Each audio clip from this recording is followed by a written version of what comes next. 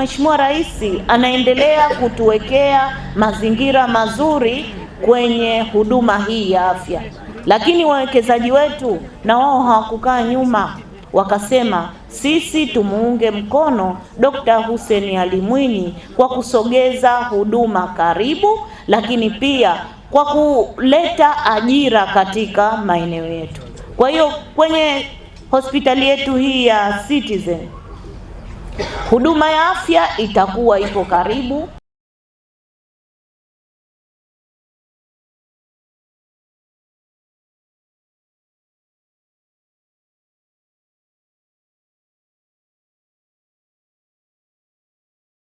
Citizen Polyclinics ni kituo ambacho kwa kweli huduma zao ni mzuri na daraja yao iko vizuri kulinganisha na hospitali zote za private za Pemba.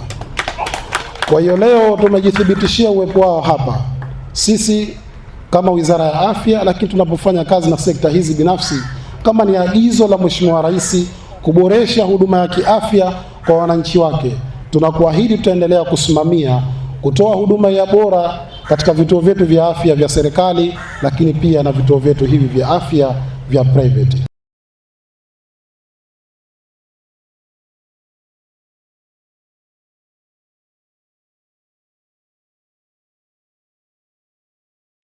Tunatoa huduma zote ambazo kuwa zinatolewa, aidha ziko serikalini na zile ambazo kuwa haziko serikalini zinapatikana hapa, na hizo ndio moja ya malengo ya Rais wa Zanzibar na mwenyekiti wa Baraza la Mapinduzi. Tuna madaktari bingwa 4, tuna madaktari na wauguzi, sio ni wauguzi tu mheshimiwa, lakini wamepata mafunzo maalum.